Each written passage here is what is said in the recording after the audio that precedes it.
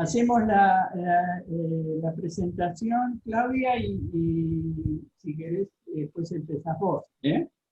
Perfecto. Bien.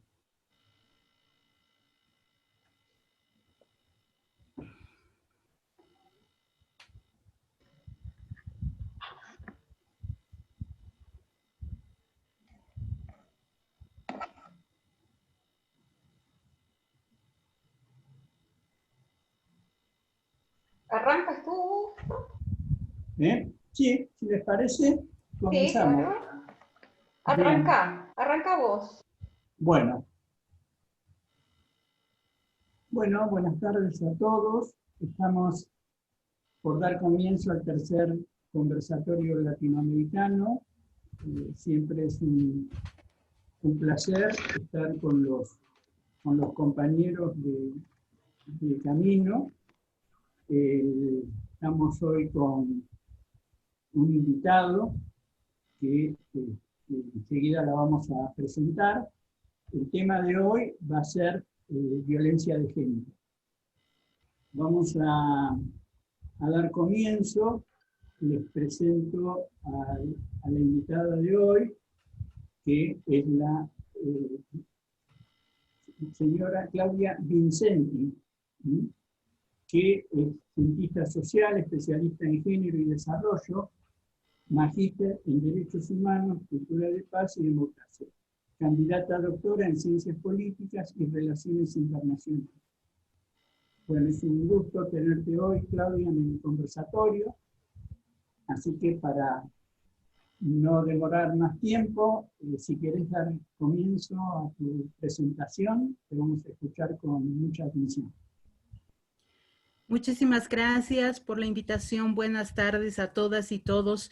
He titulado esta presentación Pensando la violencia desde la transdisciplinariedad, porque desde las distintas disciplinas que cada uno y una de nosotros y nosotras tenemos, evidentemente las visiones pueden variar. Entonces, he dividido la presentación en tres partes. La primera, que tiene que ver con la perspectiva de la violencia, las definiciones de la violencia, sobre todo desde mi área, que es la antropológica.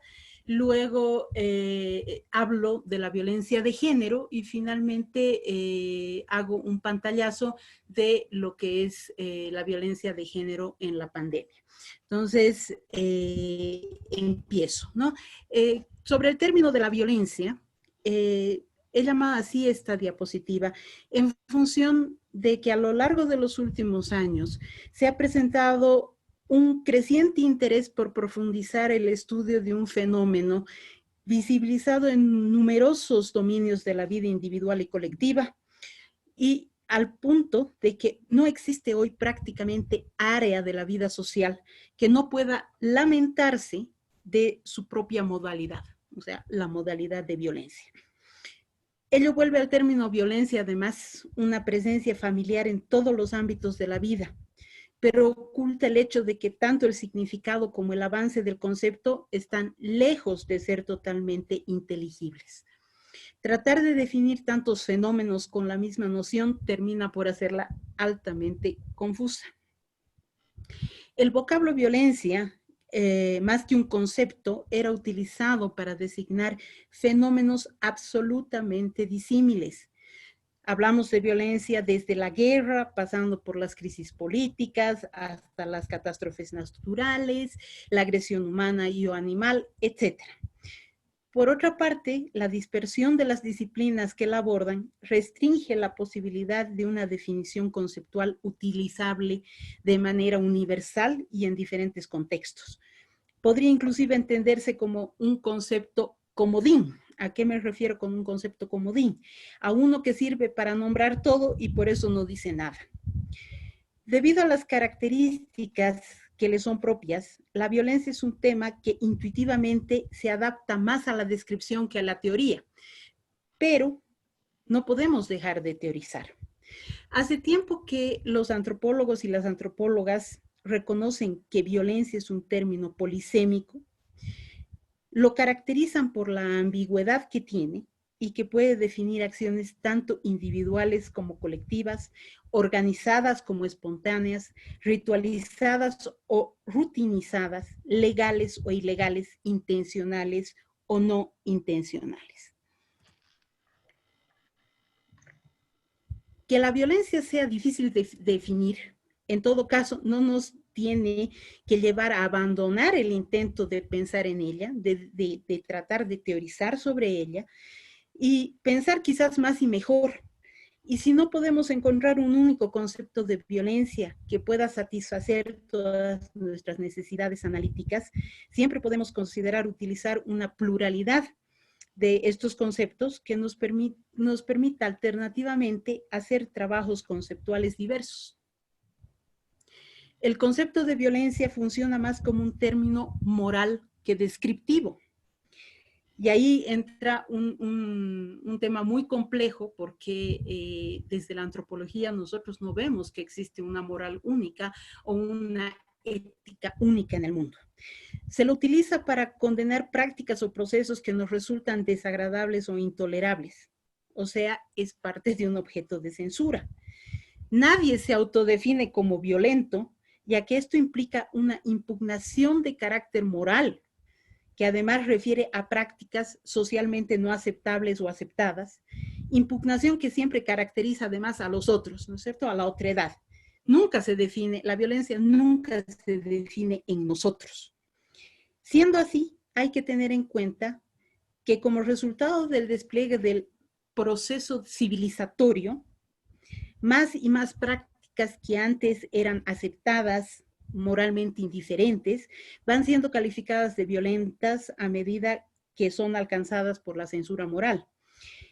Las consecuencias de este proceso además son paradójicas, ya que producen la doble ilusión de una sociedad cada vez menos y más violenta. Simultáneamente ocurre lo mismo, ocurren estos dos fenómenos. Menos en la medida que una serie de prácticas sufren un ocultamiento retórico o discursivo. El caso, por ejemplo, de los padres, que ningún padre o madre declarará pegar a sus hijos, aun cuando una gran mayoría lo haga, y más en la medida en que comienzan a calificarse como violentas prácticas que hace unas décadas atrás eran rutinarias o moralmente indiferentes. En el transcurso de una generación, por ejemplo, hemos sido testigos de cómo la categoría de violencia comenzó a ser aplicada a los castigos corporales, por ejemplo, de lo que acabo de mencionar, de padres y madres a sus hijos e hijas, o de docentes hacia estudiantes, o las mismas prácticas de peleas a puñetazos entre niños o jóvenes generalmente, y una serie de procesos que podrían ser asimilados con rituales de paso masculinos que podrían entrar en esta categoría. Siendo así, debemos estar atentos y atentas a la posibilidad cierta de que aquello que se registra como un incremento en la frecuencia de la violencia o en su nivel en determinados escenarios sociales no sea sino una modificación de nuestros umbrales de sensibilidad, que van corriendo constantemente la frontera entre lo aceptable y lo inaceptable. Asimismo, esta frontera, razón de la lógica del proceso civilizatorio, va siendo crecientemente reforzada en muchísimas sociedades. En la medida en que la censura implícita inscrita en el uso de la violencia afecta cada vez más a un mayor número de prácticas, la tendencia es que las acciones violentas, frecuentemente soterradas, pero nunca ausentes, sean interpretadas como síntoma de una incivilidad que irrumpe en el normal desarrollo de una sociedad pensada como sin conflictos ni problemas. Sin embargo, esta atribución es absolutamente ingenua. Constituye un escollo más a una consideración rigurosa de los fenómenos relacionados con el concepto de violencia. En la medida en que, como plantean algunos autores, es necesario recolocar a la violencia donde ella nunca dejó de estar, o sea, en el círculo de las experiencias sociales. La violencia puede pensarse no solo como disruptiva o destructiva, sino como constitutiva del lazo social. Y en algunos momentos hay autores que la consideran inclusive positiva. Bueno, más adelante discutiremos sobre esto. Estoy lanzando ideas que pueden ser altamente cuestionantes o cuestionadoras. La violencia es siempre ambigua, incluso paradójica, destruye en algunos sentidos y construye en otros. Bloch, por ejemplo, plantea esto. Y cuándo o en qué sentido hace una u otra cosa debe ser objeto de una pregunta empírica más que de una toma de posición predeterminada por nuestras lecturas morales. Cualquier concepto de violencia habrá de incluir una dimensión de sentido cuyo contenido empírico será variable y que vuelve difícil la pretensión de construir un concepto unívoco. Siendo así, es en vano intentar hallar un consenso respecto de cómo definir un concepto de violencia cuya extensión abarque todo aquello que querríamos incluir y nada más que eso. Los conceptos analíticos de violencia suelen ser o bien demasiado extensos o en este caso inclusive demasiado y permiten discriminar muy poco, o bien demasiado estrechos y en estos casos pueden dejar fuera fenómenos que quien analiza se vería tentado o tentada a reconocer prima facie.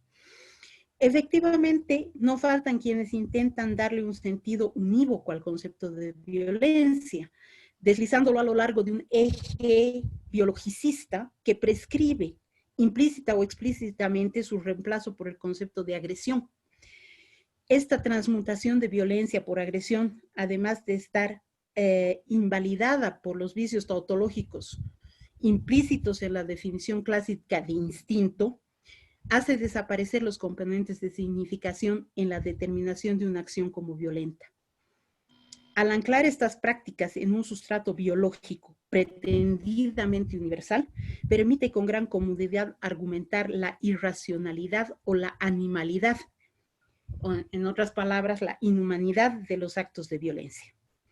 Estos argumentos se ven asimismo respaldados por el prestigio científico de las ciencias naturales, como sabemos, frente a lo que son las ciencias sociales, el cual refuerza su evidencia en la medida en que toda legitimación exitosa encuentra su anclaje último en la naturaleza misma de las cosas.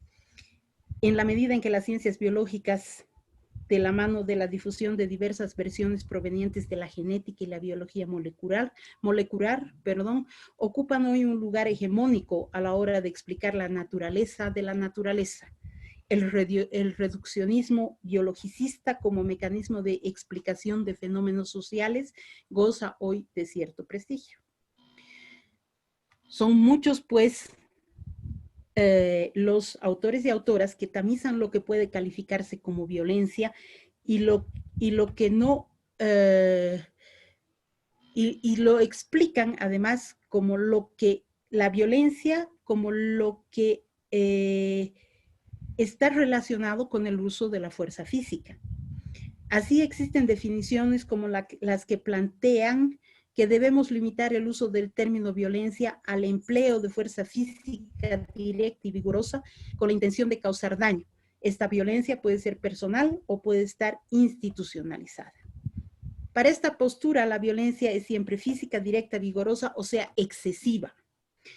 David Riches sostiene que debe hablarse de violencia solo cuando nos encontramos ante una resistida producción de daño físico ilegítimo, e incluye el que la misma sea fuertemente perceptible por los sentidos. Esta definición restrictiva de la violencia tiene ventajas metodológicas en la medida en que descansa sobre lo observable. Es más fácil determinar si ha habido una agresión física o no, y siendo así podemos esperar un potencial acuerdo entre observadores y observadoras diferentes respecto de la existencia o no de un acto de violencia. La determinación de otros tipos de violencia, como la simbólica o la psicológica, en contrapartida, son más difíciles. Como no vemos el daño, debemos inferirlo, ya que el daño no puede comprobarse visualmente. Existiría, por tanto, una asimetría básica entre el daño físico y el psicológico. El primero es visible, el segundo no. de la cual se sigue una segunda simetría de naturaleza metodológica. El primero delimita un objeto pasible de construcción a partir de una observación directa, mientras que el segundo no. De ninguna manera se trata de negar la existencia o la posibilidad de causar daño no físico o mediante actos no físicos, sino de señalar que el proceso de construcción de un potencial concepto de violencia será fundamentalmente distinto cuando hablamos de la violencia psicológica, simbólica, etcétera, que cuando hablamos del concepto de violencia física. Esto además conlleva un riesgo adicional en utilizar una definición que restrinja la violencia a las dimensiones físicas de la agresión y el daño, ya que esta operación suele implicar el riesgo de estigmatizar como violentos a aquellos actores sociales que se inclinan por modalidades físicas de confrontación y de invisibilizar correlativamente a aquellos que exhiben formas más sutiles de victimización y coerción. Otra posibilidad a la hora de delimitar el concepto de violencia tiene que ver con poner el foco en la cuestión de la legitimidad o ilegitimidad. La legitimidad es un elemento crucial en lo que puede denominarse o no como violencia. Existen autores que refieren que en muchos casos lo que es definido como violento es precisamente un acto ilegítimo. Siendo así, podría afirmarse que es en la legitimidad de los actos donde hay que buscar los criterios para la definición de un acto violento. Sin embargo, la cuestión de la legitimidad implica una disputa, dado que no debemos olvidar que lo que es legítimo para unos bien puede no serlo para otros actores. Más aún, en gran número de ocasiones, no se trata tanto de una tensión sobre lo legítimo y lo ilegítimo, como de una serie de tensiones entre legitimidades alternativas relacionadas también con el derecho, la legalidad y el poder. Dos autores que son absolutamente antropólogos, bien de la beta antropológica, que es de donde he nutrido yo toda esta disquisición, que son Isla y Míguez, explican: la violencia es una noción escurridiza, pues siempre depende de valores subjetivos, el denominar una acción de tal forma. Estas interpretaciones siempre están relacionadas con valores que se desprenden no solo de normas y leyes generales, sino de su socialización según un conjunto de relaciones sociales mediadas por la clase, la cultura y las subculturas, la localidad, la familia e incluso también por la misma subjetividad de la persona. Así, el uso de la palabra violencia para una acción está sujeto de manera inmanente a la concepción ética de los sujetos que la realizan, reciben o simplemente asisten a dicha acción. Tiene de esta forma múltiples puntos de referencia. Por ello, nosotros la conceptualizamos en una primera aproximación como formas de transgresión a usos, normas y leyes de una sociedad. De esta manera, la violencia en su expresión física o simbólica es parte constitutiva de las relaciones sociales. Es episódica en sus manifestaciones extremas, pero en sus manifestaciones no extremas es cotidiana e inmanente de las relaciones sociales, pues hace parte de la tensión permanente entre el cumplimiento del orden establecido y su transgresión. Nótese asimismo que para estos autores, la violencia no necesariamente es resultado de una agresión física. El insulto en algunas culturas es mirado con horror y significa una agresión mucho más dañina que una puñalada, nos dice. Esta definición reconoce la inclusión de las violencias invisibles, zanjando la cuestión de su observabilidad mediante su reemplazo por el de una transgresión reconocida de una norma. Allí donde toca la cuestión de la legitimidad, la definición de la violencia forma parte inequívoca de un juego de poder entre actores que entablan una batalla por la significación desde sus diversas posiciones sociales y a través de diversos repertorios culturales a su disposición, con grados variables de autoridad y de performatividad. La violencia como coacción se puede entender en la medida que cualquier mecanismo de imposición unilateral, esto es, resistida de la voluntad en el marco del conflicto, se puede denominar como violencia, y además se toma en cuenta que se recurra a medios que se suponen a la vez perjudiciales y efectivos a la hora de forzar el consentimiento de otro u otra. Esta forma de interpretar la violencia excluye excluye determinados fenómenos que bien podríamos querer mantener dentro del concepto, por ejemplo, aquellos fenómenos habitualmente denominados como violencia expresiva, o violencia entre pares, y en general cualquier comportamiento agresivo que no tenga como fin forzar el consentimiento de la otra persona en el marco de un conflicto. Veamos claves para delimitación del concepto. No resulta posible y ni siquiera deseable arribar a una definición unívoca de violencia.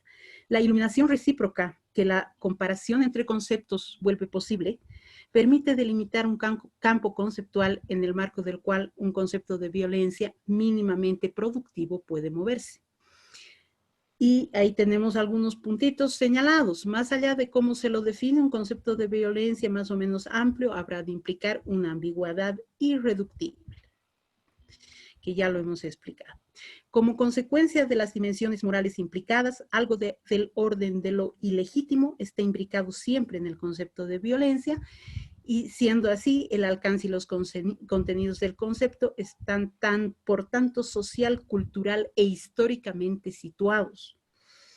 Y habrán de variar en el tiempo, en el espacio y de acuerdo con diversos contextos sociales.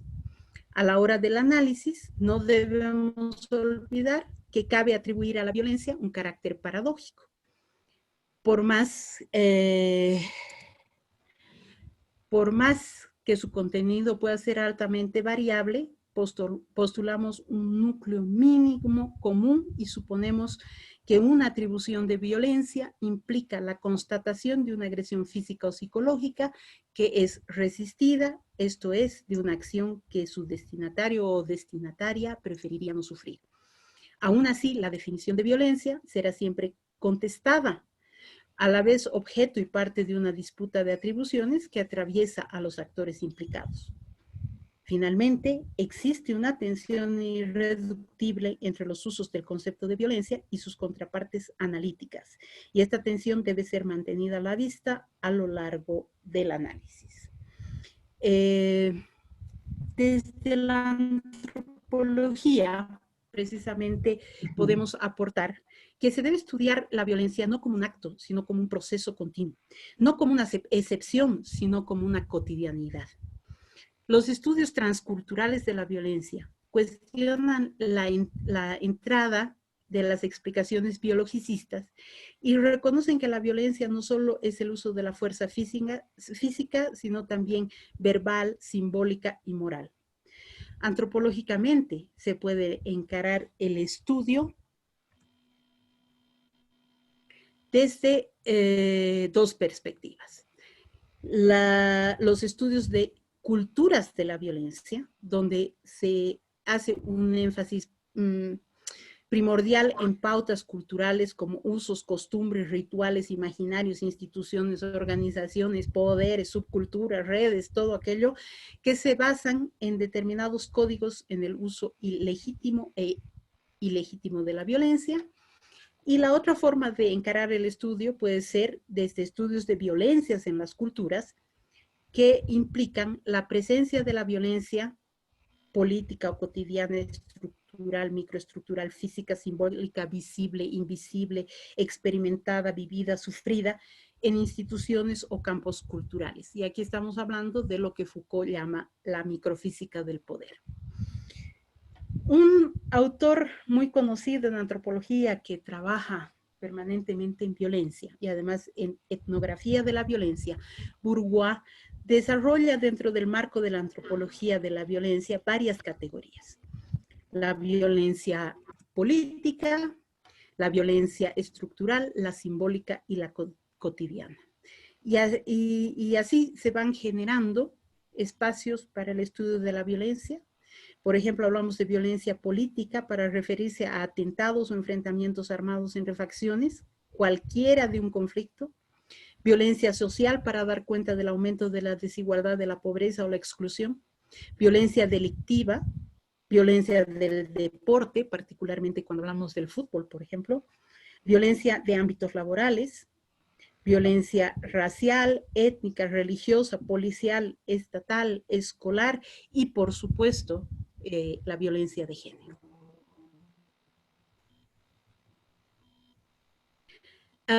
Veamos qué pasa con las definiciones de violencia cuando tocamos el tema de género. La Convención sobre la Eliminación de todas las formas de discriminación contra la mujer, CEDAW, adoptada por la Asamblea General de las Naciones Unidas en 1979, considera la violencia contra las mujeres como parte del conjunto de formas de discriminación que pesan sobre ella y se pronuncia explícitamente a favor de modificar los comportamientos tradicionales de hombres y mujeres. La Convención Interamericana para Prevenir, Punir y Erradicar la Violencia contra la Mujer, conocida como Convención de Belém do Pará, aprobada por la Asamblea General de la Organización de los Estados Americanos en 94, en su artículo primero, define la violencia contra la mujer como cualquier acto o conducta basada en el género que cause muerte, daño, sufrimiento físico, sexual o psicológico a la mujer, tanto en la esfera pública como en la esfera privada. Rita Segato, que es una antropóloga que ha trabajado muchísimo en el tema de violencia y de violencia de género, nos presenta una hipótesis respecto del problema y nos habla en particular de la violencia expresiva. A diferencia de la violencia instrumental, necesaria en la búsqueda de un cierto fin, la violencia expresiva engloba y concierne a unas relaciones determinadas y comprensibles entre los cuerpos, entre las personas, entre las fuerzas sociales de un territorio. Es una violencia que produce reglas implícitas a través de las cuales circulan consignas de poder, que no son legales, no evidentes, pero sí bastante efectivas. La antropología afirma que hasta las prácticas más irracionales tienen sentido para sus agentes y obedecen a lógicas situadas que deben ser entendidas a partir de un punto de vista de los actores sociales que las ejecutan. Y es su convicción que solamente mediante la identificación de este núcleo de sentido, siempre en algún punto colectivo, siempre anclado en un horizonte común de ideas socialmente compartidas y comunitarias, se puede actuar sobre estos actores y sus prácticas, aplicar con éxito acciones transformadoras, sean ellas jurídico-policiales, pedagógicas, publicitarias o de cualquier otro tipo. Entonces, el trabajo hermenéutico de comprender los significados de la violencia de género toman un gran sentido. Segato va a apuntar a la tesis de género fundamental que trabajan muchas feministas, en la que los crímenes violentos contra mujeres no son obras de desviados, no son obras de enfermos mentales o anomalías sociales, sino expresiones de una estructura simbólica profunda que organiza nuestros actos y nuestras fantasías y les confiere inteligibilidad. En otras palabras, el agresor y la colectividad comparten el imaginario de género, hablan el mismo lenguaje, pueden entenderse. Esta autora hizo un estudio en Brasil sobre atacantes sexuales a víctimas desconocidas y lo que encuentra, lo que emerge de las entrevistas que ella realiza es parte de lo que otras investigadoras ya habían descubierto en datos empíricos y en análisis cuantitativo, que contrariamente a nuestras expectativas, por ejemplo, los violadores, las más de las veces no actúan en soledad, no son animales asociales que acechan a sus víctimas como cazadores solitarios, sino que lo hacen en compañía. En este sentido, para muchos, en lugar de un crimen, la violación constituye una punición. El violador, en lugar de un criminal, se percibe a sí mismo muchas veces como un moralizador o un vengador de la moral. Un entrevistado nos expresó de forma paradigmática: solamente la mujer creyente es decente, queriendo decir en el contexto en el que hablaba que solamente es crimen violar a una mujer evangélica. Este ejemplo, lejos de ser una anomalía, nos hace una revelación paradigmática que contradice frontalmente lo que pensamos a partir de una mirada del sentido común. La liberalidad de la mujer en el sistema moral tradicional basado en el estatus emascula al hombre y fragiliza al grupo. La violencia, que en el pasado fue legitimada, continúa siendo formadora de la gramática en que se forma la subjetividad masculina, señalando el carácter de escalada, es decir, la tendencia a escalar propia de los ciclos violentos. Reconoce que víctimas y agresores se encuentran inmersos en un proceso de sufrimiento en la medida en que están aprisionados, o sea, por razones culturales, sociales o psicológicas, en un lenguaje de la violencia. Se cuentan con estadísticas mundiales y nacionales en todos los países de la violencia de género, incluidos varios tipos, no solamente la violencia física, psicológica y sexual, además de la violencia estructural, reproducida por las vías de la discriminación en los campos económico y social, y se sabe de sus variantes idiosincráticas locales, de la imposibilidad de confiar en los números cuando el escenario es el ambiente doméstico, de los problemas para denunciar, procesar y punir en estos casos, y sobre todo de las dificultades que tienen los actores sociales para reconocer y reconocerse, en especial para nominar este tipo de violencia, articulada de una forma casi imposible de desentrañar en los hábitos más arraigados de la vida comunitaria y familiar de todos los pueblos del mundo. No es por decreto, infelizmente, que se puede deponer el universo de las fantasías culturalmente promovidas que conducen al final al resultado perverso de la violencia.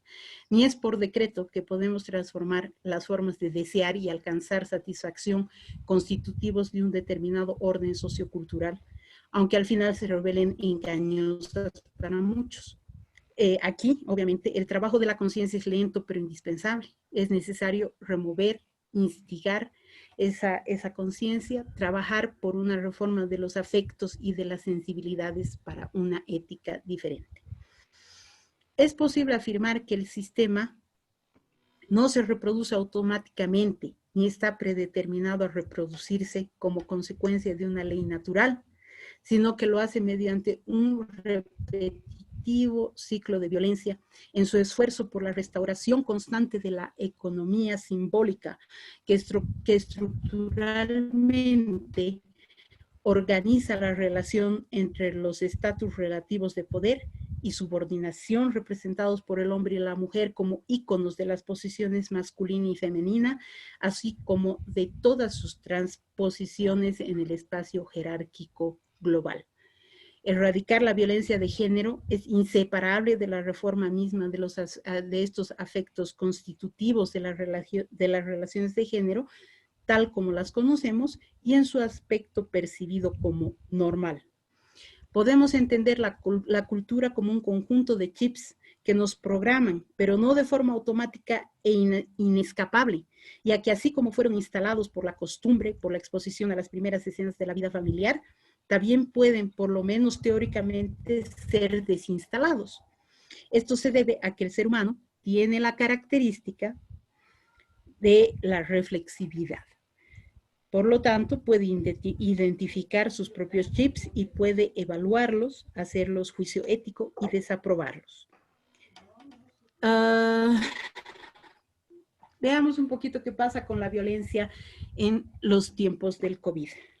Desde que se ha desatado el brote del COVID, los nuevos datos e informes que presentan quienes están en primera línea revelan, obviamente, después de todo lo que hemos visto y reflexionado, que se ha intensificado todo tipo de violencia contra las mujeres y las niñas, sobre todo la violencia en el hogar.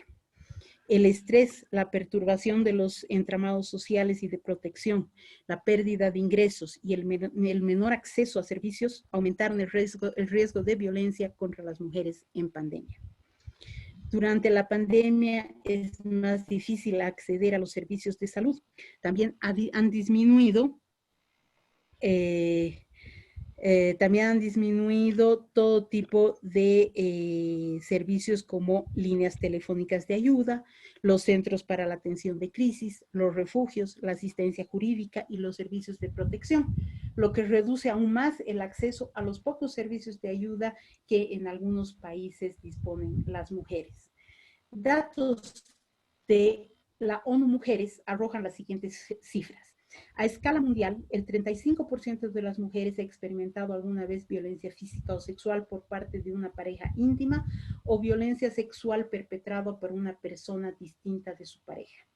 Estos datos no incluyen el acoso sexual. Algunos estudios nacionales muestran que la proporción puede llegar al 70% de las mujeres y que las tasas de depresión, abortos e infección por VIH son más altas en las mujeres que han experimentado este tipo de violencia frente a las que no lo han sufrido. Por otra parte, el número de llamadas a las líneas telefónicas de asistencia se ha quintuplicado en algunos países como consecuencia del incremento de las tasas de violencia, sobre todo de pareja, provocado por la pandemia del COVID. La restricción de movimiento, el aislamiento social y la inseguridad económica elevan la vulnerabilidad de las mujeres a la violencia en el ámbito privado en todo el mundo. Hasta septiembre del 2020, 48 países habían integrado la prevención y respuesta de la violencia contra las mujeres y niñas en sus planes de respuesta a la COVID-19 y 121 países habían adoptado medidas para fortalecer los servicios prestados a las mujeres sobrevivientes de violencia durante la crisis global. Sin embargo, es urgente intensificar los esfuerzos. Cada día, 137 mujeres son asesinadas por miembros de su propia familia. Se calcula que de las 87,000 mujeres asesinadas intencionalmente en 2017 en todo el mundo, más de la mitad, 50,000, murieron a manos de sus familiares o parejas íntimas. Más de un tercio, 30,000 de las mujeres asesinadas intencionalmente en 2017 fallecieron a manos de su pareja íntima o de una pareja anterior. Menos del 40% de las mujeres que experimentan violencia buscan algún tipo de ayuda en la mayoría de los países para los que existen datos disponibles sobre esta cuestión. Se constata que entre las mujeres que buscan ayuda, la mayoría acude a familiares y amistades. Muy pocas recurren a instituciones formales como la policía o los servicios de salud. Menos del 10% de quienes buscan ayuda acuden a la policía. Entonces, finalmente tenemos algunos elementos que se pueden discutir en el tema de violencia de género en tiempos de COVID, como puede ser la extrema vulnerabilidad, las redes sociales de soporte de estas mujeres, las formas de búsqueda de ayuda, las denuncias efectuadas, el estrés que sobrecarga a estas mujeres, cómo se han establecido los protocolos de atención para este trabajo y el establecimiento de prioridades de atención. Muchas gracias.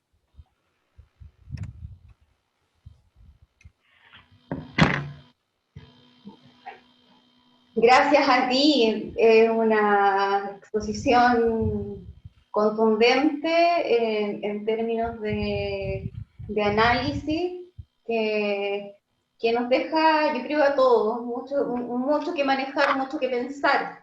En lo personal, tú hablas que, claro, hay una violencia cuantitativa, que es la física, donde se puede medir, digamos, se puede observar el daño, y está la violencia psicológica, que es cualitativa, digamos. Ahí nosotros tenemos que sondear hasta dónde es el daño y el tiempo de permanencia que se ha generado este daño. Y evidentemente que desde la reflexibilidad y la perfectibilidad del ser humano podemos generar cambios, ¿no? Me llama la atención que por lo menos los estudios de mi país, yo soy de Chile, 70% ha sido el aumento de las llamadas telefónicas, y aprovecho de dejar en claro, si hay alguna chilena que escuche esto, el 1455 es el número de denuncia, ¿ok? 1455. Ha aumentado un 70%, no obstante, eso no ha detenido que la violencia y el homicidio haya aumentado de forma exponencial, ¿ya? Desde la mirada antropológica, este es un tema que deberíamos abordar desde la reeducación de los sujetos, desde la prebásica, desde un cambio de concepción, desde una igualdad de género, desde un de derribar un poco este concepto de asimetría. Podremos trabajar desde ahí como una solución a largo plazo, pero factible, como para poder ir contra este flagelo. Gracias por la pregunta. Evidentemente, como yo lo decía en parte de la exposición, tendríamos que cambiar el chip y el cambio del chip implica una reflexión que no es individual únicamente, es cultural. En culturas que hacen y que de la cual forman parte casi todas las culturas latinoamericanas, hacen una especie de saludo a la violencia en sus varias formas, resulta bastante complicado, ¿no es cierto? Porque no estamos hablando solamente de la educación por las instituciones, estamos hablando de la educación por pares, estamos hablando del permanente bombardeo que existe en los medios de comunicación. A ver, en cosas muy simples, muy hasta podríamos decir estúpidas. ¿Cuánta gente termina cantando canciones que tienen un fuerte contenido de violencia de género, de violencia sexista, de violencia feminicida? En nuestro país, por ejemplo, esto no es solamente propio de algún tipo de música, es propio de muchos tipos de música. En nuestro país tenemos coplas que son que se cantan en carnavales, y tenemos una que se canta a menudo sin mucha reflexión, ¿no? ¿Qué le voy a hacer a esa mujer? La voy a matar. Y lo repetimos, y lo seguimos repitiendo. Entonces, seguimos retroalimentando una cultura de violencia, de resolución de conflictos violenta, y también de significación de que a la mujer se la puede asesinar porque su vida no tiene mucho valor, porque finalmente esa vida, digamos, puede ser reemplazada por otra. Hay todo un esquema, ¿no es cierto? Como dice Segato. Y justamente hay autores y autoras desde el derecho que plantean el tema del derecho sexuado, donde se puede verificar que, por ejemplo, cuando se trata de hacer la protección de un derecho, el derecho que se protege muchas veces es el de la honra, el de la familia, jamás es el derecho de la mujer, porque la mujer no está constituida dentro del escenario jurídico, y peor todavía dentro del imaginario social, en función de sujeta de derechos.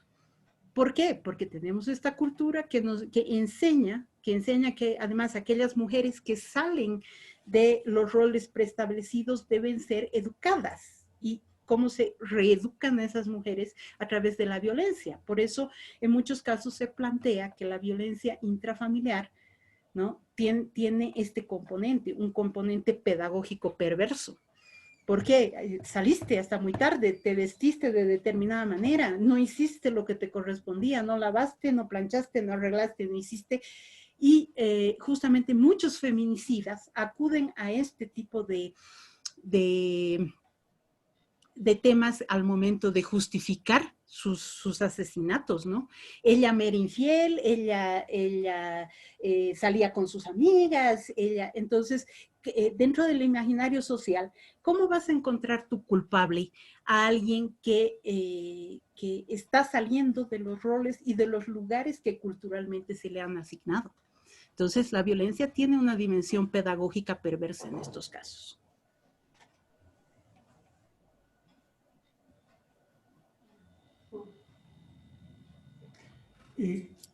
Claudia, me gustaría hacer una reflexión y una pregunta que tiene que ver un poco con el entrecruzamiento que existiría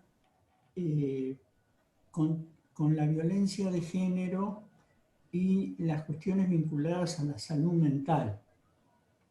Es decir, porque si bien está claro el enfoque y la validez del enfoque cultural en la participación o en la generación de la violencia,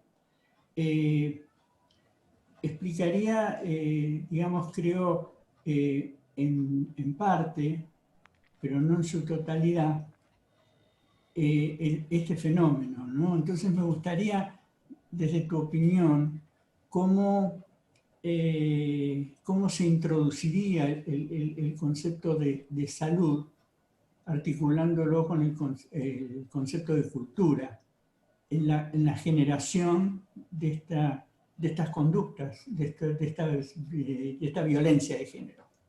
No sé si soy claro en lo que te quiero preguntar.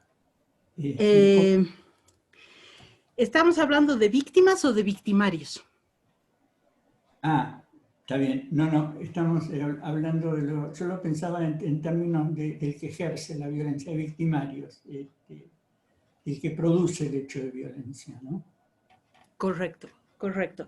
En términos de salud mental, yo no niego que puedan haber algunas patologías presentes en alguno que otro caso, pero si nos ponemos a pensar en los números escalofriantes que existen en términos de violencia, 1 de cada 3 mujeres sufre violencia cotidianamente en el mundo. Entonces, estaríamos teniendo que pensar que tendríamos 2/3 de hombres afectados con algún tipo de problema mental que los llevaría a violencia extrema. Y esto, honestamente, no tiene mayor sentido, ¿no es cierto? Nos vamos por el lado, yo insisto, nos vamos por el lado de la construcción cultural, de las permisividades respecto de la violencia, o sea, sociedades absolutamente permisivas con la violencia hacia la mujer y que se expresan dentro y fuera del hogar. Y muchas veces las mujeres sufren violencia fuera del hogar. Y además hay un pequeño detalle, este tema de la normalización de la violencia. Nos hemos acostumbrado a ver de manera casi indiferente, por ejemplo, el tema de los feminicidios. ¿Por qué? Porque los vemos, no hay día que no aparezca alguno de estos temas y ustedes son de varios países y no me van a dejar mentir, me parece que ocurre lo mismo en todos sus países. Aparece el tema del feminicidio por lo menos 1 vez por semana, por lo menos, en los medios de comunicación, en los periódicos, etcétera. Entonces, si en un principio nos causaba pavor o espanto, hoy en día está normalizado. Entonces, hablamos del feminicidio en términos numéricos, cuantitativos, y nos olvidamos que detrás de esos números hay personas. Y hablamos, bueno, el tema de feminicidio no lo he incorporado porque es también amplísimo, ¿no? Hay varias categorías del feminicidio, inclusive el debate si hablar de femicidio o feminicidio tiene una connotación teórica que aplica a lo social y a lo jurídico. Imagínense si tuviésemos que pensar en ese sentido, ¿no? Y lo que nos produce estupor son los grados de violencia que se alcanzan contra las mujeres. O sea, no es solamente un asesinato, te clavé un puñal en el corazón y me fui.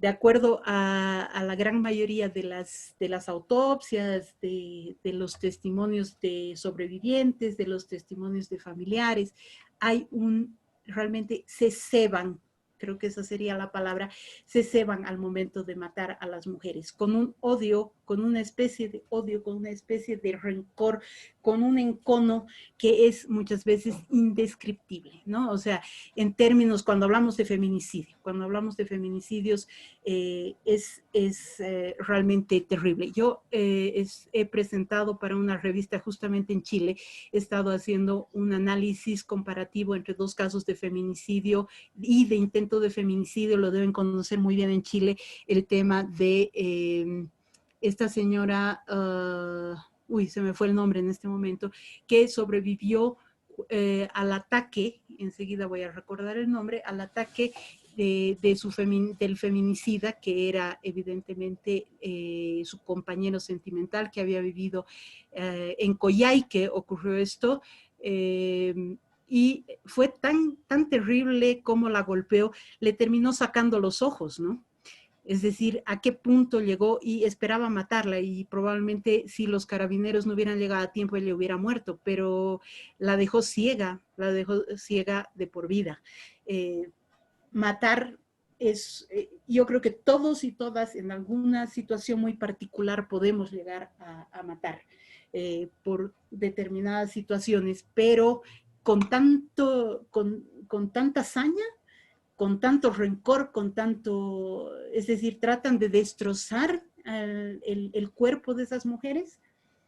Es realmente impresionante. Y creo que ahí iría esta pregunta que me haces respecto de la salud mental. Y lamentablemente, a nivel jurídico, este tema se trata de utilizar para minimizar culpas, para que el victimario diga que estaba con una especie, bueno, antes existía en Bolivia la figura de la emoción violenta.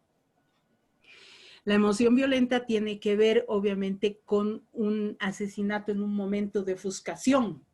Sin embargo, cuando se escuchan los relatos, se ve planificación, se ve todo un diseño para llevar adelante esos asesinatos que nada tienen que ver con un tema de emoción violenta.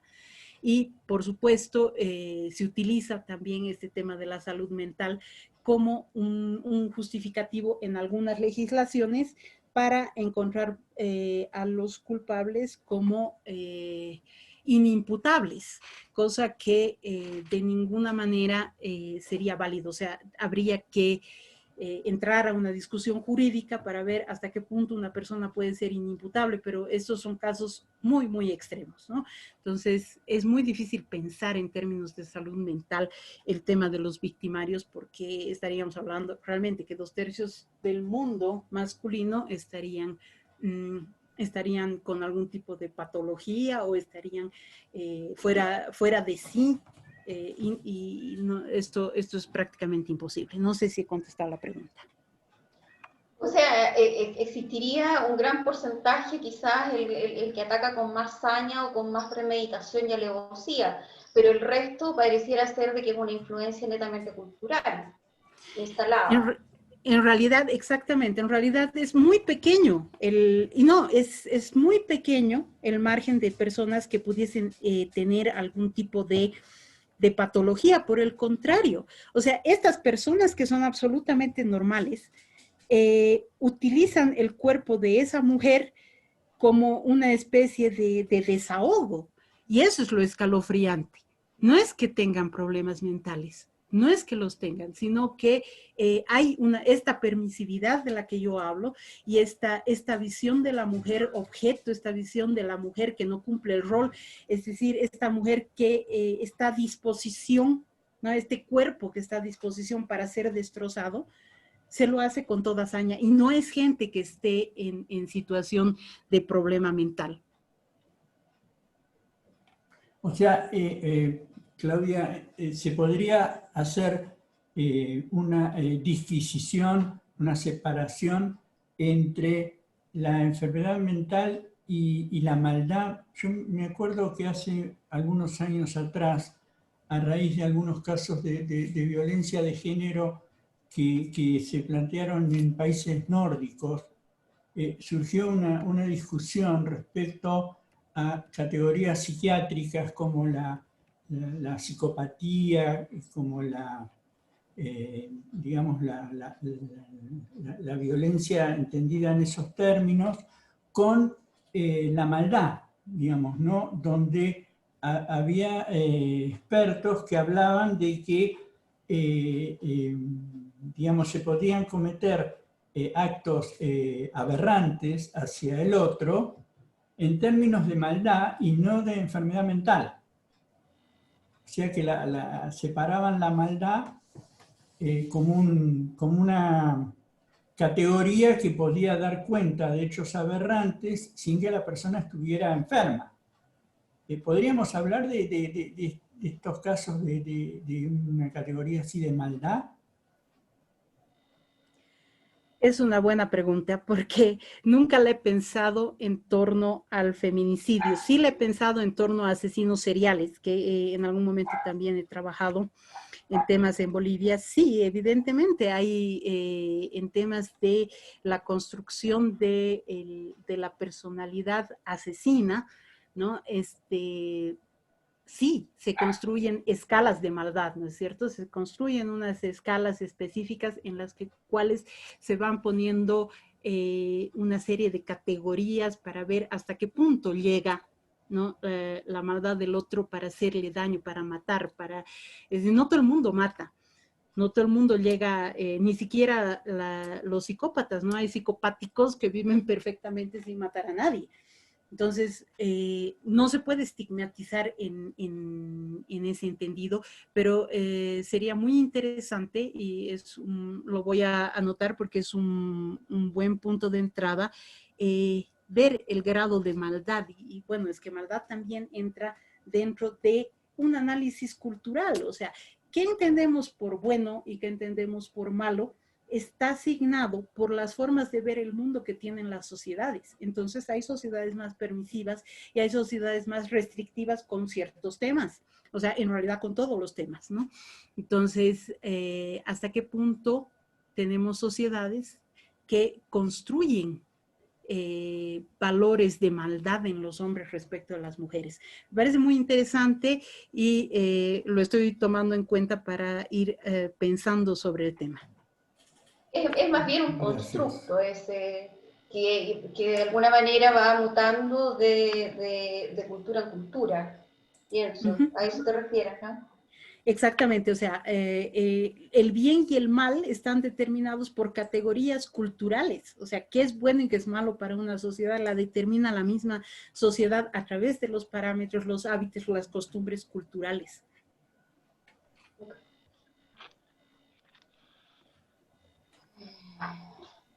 Arturo de Chile acá, saludos a cada uno de ustedes. Muy buena charla, Claudia, te felicito. Muchas Y gracias. con respecto a lo que estamos conversando, claramente tenemos nosotros una gran tarea. Yo trabajo en una zona rural, ¿ya? En donde el machismo y este constructo social de violencia validado y permitido, perdón, hasta el día de hoy se sigue ejerciendo.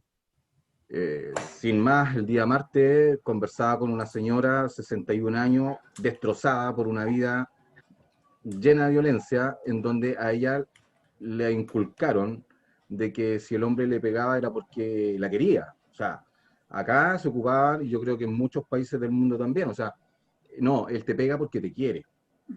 O sea, llegamos a ese nivel de validación de todas estas conductas de violencia que hasta el día de hoy están. Ahora, lo que a mí más me genera molestia es que no veo que se generen acciones más concretas, por lo menos a nivel país, Chile, en cómo abordar a esas personas, porque de una u otra manera lo conversamos, o sea, la violencia física es algo que está palpable, yo lo puedo visualizar, ¿no es cierto? Ok, le dejé un moretón, pero en cuanto a lo que es violencia psicológica, pasan meses, sino años, como para poder validar un testimonio de alguien que sufrió todo este tema. Entonces lo encuentro que es lento, no, las medidas son completamente prehistóricas y ahí estamos al debe en cómo podemos construir mejores herramientas para el abordaje de esta temática. Totalmente de acuerdo, totalmente de acuerdo. Nosotros en Bolivia, como país, tenemos la ley 348, ¿no? Que establece 16 formas de violencia, entre las cuales está la violencia psicológica. Pero, a ver, vayamos, por eso decía, la ley es una cosa y la aplicación de esa ley es otra. Y la aplicación de la ley se traba no tanto porque no existan reglamentaciones o políticas públicas, es que es todo el sistema judicial, los policías, la gente que atiende los casos de violencia, que finalmente no termina de ver no termina de ver que esta mujer que está sentada delante del policía, de la trabajadora social, del juez, es una persona que ha sufrido violencia, ni termina de entender, ni termina de conceptualizar que evidentemente es víctima. Lo peor de todo es que al final no se comprende que esa mujer es víctima. ¿Por qué? Porque los patrones culturales nos dicen, pero si ella salía con otro hombre. Entonces, aquí, evidentemente, eso es muy cierto, eso me pega porque me quiere, eso está extendido por toda América Latina. Entonces, ¿qué tipo de relaciones estamos construyendo desde la cultura? Son relaciones violentas. O sea, tiene que haber un componente de golpe, no sé, ¿no? Para generar un sentimiento de amor en el otro. Entonces, igualmente que construimos este tipo de relaciones, finalmente, si esta mujer salía con otros, si esta mujer tomaba alcohol, si esta mujer era mala madre, entre comillas, porque dejaba a sus hijos, si esta mujer, o sea, lamentablemente cuando hablamos del feminicidio y de la violencia, a la primera persona que se pone en el banquillo de los acusados es a la víctima. Es lo mismo que pasa con la violación, exactamente lo mismo. Son distintos tipos de violencias, pero es la mujer la que entra en el ámbito de ser juzgada. Ella es la culpable y generalmente ella es la culpable de. Entonces, ¿cómo un sistema judicial va a encontrar punible un acto que en realidad estaba tratando de normar o de corregir, digamos, a una persona que estaba tratando de salir de la norma social? Entonces, ahí esto es muy importante de comprender. Por eso esto también está muy ligado al tema de la impunidad en el tema de los feminicidios. O sea, ¿cuántos casos de feminicidios llegan realmente digamos, llegan un cierto número de casos a la policía? De la policía a la fiscalía, ahí vamos a tener una reducción del 50%. De la fiscalía al juicio propiamente dicho, ya tenemos un 30%. Y aquellos casos que llegan a resolución, caramba, generalmente son casos donde el feminicidio se ha encontrado en flagrancia.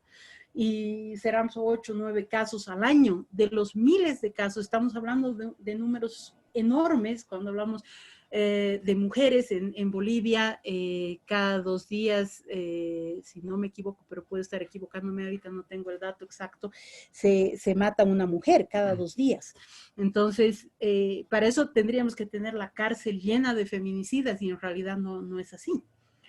No es así, ¿no? Y los datos no lo demuestran. En algún momento al principio, cuando estábamos charlando de manera informal, me comentaban que hay 70 feminicidios, 80 feminicidios, y la verdad es que yo planteaba que esas son cifras en negro, porque realmente no sabemos cuál es el número total de feminicidios, en tanto muchos no se denuncian, o en este largo viacrucis, en este largo proceso, no llegan jamás a digamos, a una resolución judicial.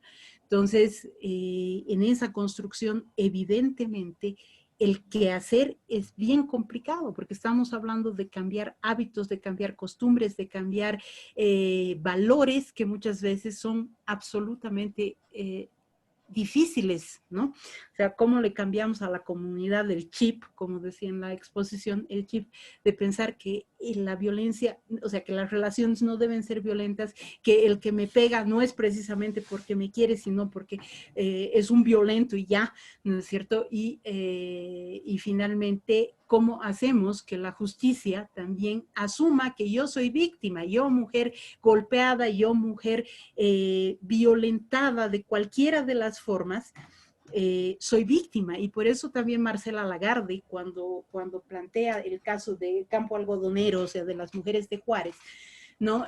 Habla de que el Estado genera una violencia institucional al no resolver estos casos, al generar connivencia con los criminales y al posibilitar la impunidad.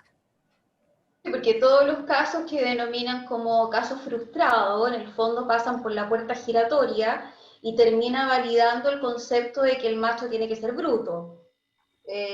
y el que le salió frustrado ahora, la próxima vez probablemente sí va a tener éxito. Irá a ser con otra pareja, irá a ser con la misma, no lo sé. Pero tal como dices tú, institucionalmente termina validando la conducta desde la falta de penalidad, sobre todo en los casos que denominan como frustrados, ¿no? Exactamente. Y a la víctima la revictimizan toda vez que en tribunales tiene que pasar por un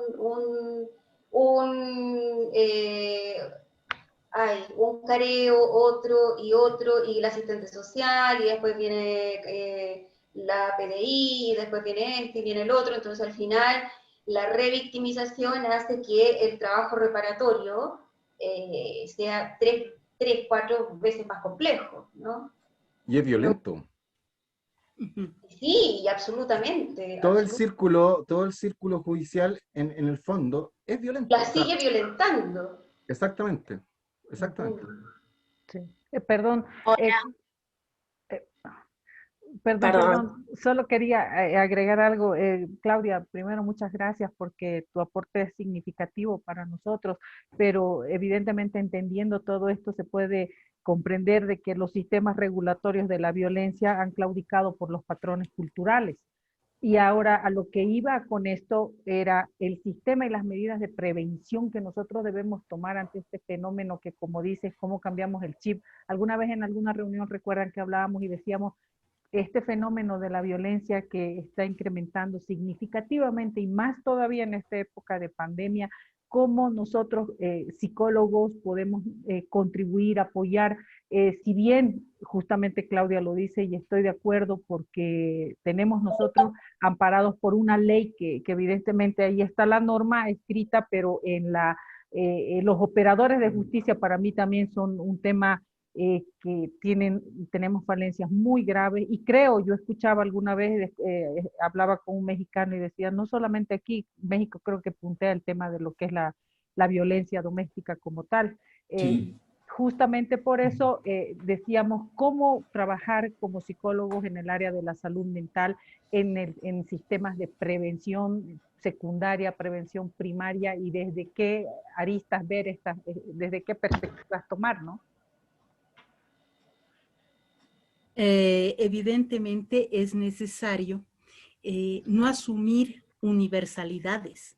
Y creo que ahí hay un grave error cuando se trabaja, ¿no? O sea, cada cultura construye inclusive sus propias lógicas y sus propios significados también de lo sano y de lo enfermo.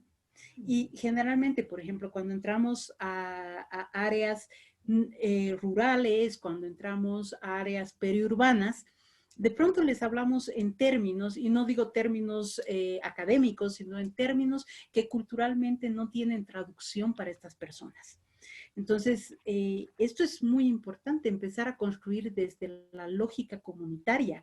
¿Qué es lo que está pasando? O sea, las líneas de base que hasta el día de hoy no existen en Bolivia, ¿no? Por lo menos en Bolivia, no sé si en los otros países existen, pero en Bolivia se complejiza al pensar en tantos grupos indígenas, en tantas diversidades que a momentos implican una focalización específica. Entonces, de ninguna manera podemos considerar a un grupo como al otro y en líneas generales no empezamos por esos lados, ¿no? A preguntarles qué entienden ellos por su propia salud y qué sería pues salud mental. O sea, probablemente el término no lo comprendan como tal, como salud mental, pero ellos deben tener un análogo y esa construcción es muy, muy importante para poder ir atacando justamente los núcleos fundamentales de estas conductas reiterativas de la violencia. Es que hay que ir trabajando desde varios ámbitos y al ser realmente un problema monstruoso en el todo sentido, no solamente en lo que conlleva la muerte de las mujeres o digamos las lesiones extremas, y aquí me acabé de acordar el nombre, Nabila Rifo, ¿no? A quien le sacaron los ojos. no solamente en ese sentido, sino también en lo líquido que es, o sea, cómo se adecúa, cómo se estructura de diferentes maneras, ¿no? Uno de los informes del PNUD, ya el siglo pasado lo decía, ninguna sociedad trata tan bien a sus hombres o a sus mujeres como lo hace con sus hombres. Y esto implica también, dentro de esta significación, estamos hablando del tema de violencia, estamos hablando de sociedades que evidentemente construyen masculinidades hegemónicas, masculinidades destructivas, ¿no? Que se afincan en hechos de violencia. No sé quién comentaba, ¿no es cierto?, este tema de la construcción de, a ver, si tú eres muy blando en tu comunidad con tu mujer, vas a recibir un castigo social. O sea, vas a empezar a tener, en principio en broma y después un poco más en serio, una serie de apelativos y te van a empezar a discriminar tus propios pares, ¿no es cierto? Aquí, por ejemplo, aquellos hombres en Bolivia que digamos que están supuestamente apegados a sus mujeres o que tienen una relación quizás un poco más horizontal, les dicen mandilones, les dicen, bueno, lo de mandilón es más de México, pero utilizan una serie de términos que evidentemente afectan la identidad masculina. Entonces, de pronto ese hombre, si no se convierte en un Terminator, no es hombre. O sea, es una máquina de matar y una máquina de pegar y el macho machote y no sé qué. Entonces, terminamos construyendo masculinidades que son absolutamente tóxicas y que evidentemente terminan enfrentándose a mujeres que de pronto deciden tener otro tipo de vidas, ¿no? Hola, hola. Hola, ¿se me escucha? Sí, sí, Marco Antonio. Ok, muchas gracias, buenas noches. Primero, saludarlos a todos ustedes. Siempre es grato volvernos a encontrar. Y quiero manifestarles que estoy muy impactado y conmocionado por lo que acabo de escuchar. En principio, felicitarle, Claudia, por la exposición y justamente esa es la razón por la cual estoy así, porque me doy cuenta de la complejidad teórica que envuelve a todo este tema de la violencia. Me doy cuenta de las diferentes categorías que establece, o sea, el entender, el manejar, el comprender el tema de la violencia y los diferentes espacios en los cuales esto se manifiesta, ¿no? Me llama la atención, por ejemplo, conceptos como pedagogía perversa, ¿sí? Realmente son dos elementos que se terminan cruzando y a mí me impactan. Y estas diferentes manifestaciones, cómo se dan, o sea, la situación, si bien, o sea, nos preocupa muchísimo, a mí como arquitecto, me llama la atención cómo, por ejemplo, en el espacio, tanto de la vivienda como en el espacio urbano, o sea, ya el espacio en sí, o sea, el no tratarlo, el no atenderlo, el no manejarlo, o sea, una vivienda con deficiencias, por ejemplo, en la provisión de agua potable, o una vivienda que no cuente con los suficientes suministros de alcantarillado, energía eléctrica. Hoy en día nomás no contar con internet y es violencia. Entonces, todas estas manifestaciones que se dan, se me ocurren pensar de que tenemos una tarea tremendamente compleja. Y más aún esta tarea cruzada y vinculada con el tema del poder, porque intentando haber entendido la exposición de Claudia, el poder transita y fluye casi en paralelo, digamos, con este tema de la violencia y cómo nosotros, o sea, podemos o cuáles serían nuestras posibilidades para, desde nuestros diferentes espacios, construir esa otra cultura que se enfrente a la violencia. Es muy arduo el tema y de repente comenzar por desminuzar, por entender, ¿no? O sea, hay muchas manifestaciones que nosotros los damos como naturalizadas, ya lo había explicado Claudia, pero es muy, muy complejo, muy duro, y es por eso de que, por ejemplo, en el espacio nosotros estamos tratando de resolver una arquitectura inclusiva, intentando enfrentar también aspectos que son violencia hacia ciertos grupos de personas. Entonces, hay una tarea pendiente muy grande. No sé, más que una pregunta, es un comentario. Gracias. Muchas gracias. Evidentemente, todos los ámbitos están teñidos de violencia y una arquitectura agresiva, ¿no? Como por ejemplo la que tenemos en la ciudad de La Paz, que plantea, por ejemplo, entrar a cualquier edificación por gradas y que deja de contemplar, por ejemplo, rampas para personas con problemas de discapacidad. Es pues una agresión, es violencia. Una niña que tiene que recorrer más de 2 kilómetros cargando 2 baldes de agua, cada uno de 10 litros, pues también es violencia, ¿no? Entonces, pero esas son violencias estructurales y violencias invisibilizadas. Hay diferentes tipos de violencias. En el caso de la violencia de género, evidente, es absolutamente cierto que el poder no solamente corre paralelo a la violencia, la violencia se alimenta de ese poder que además hace del cuerpo de las otras, en este caso, carne a disposición, ¿no? Carne a disposición de los grupos de hombres que existen en una sociedad. Y por eso digo, no podemos pensarlo en términos de disfunciones mentales. O sea, sería una locura. Hola, con respecto buenas noches. Perdón, adelante. Perdón. Soy de Argentina, no sé si hay alguien más de Argentina. Sí, acá. Sí. Ah, bueno, les cuento, soy licenciada en psicología, estoy en la UBA, bueno, y estoy empezando mis primeros pasos en lo que es atención. Y bueno, y les quiero comentar un poco mi experiencia respecto de estas cuestiones que tienen que ver con la violencia de género. Eh, bueno, en particular tengo una paciente que obviamente no voy a dar datos personales ni nada, sino que estoy trabajando con ella esto de la deconstrucción, ¿no? De lugares.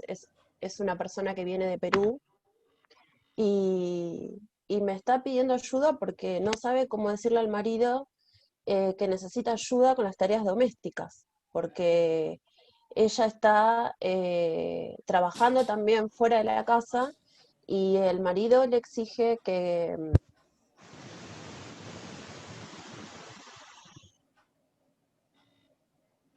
Hay problemas con tu audio, Romina. Sí,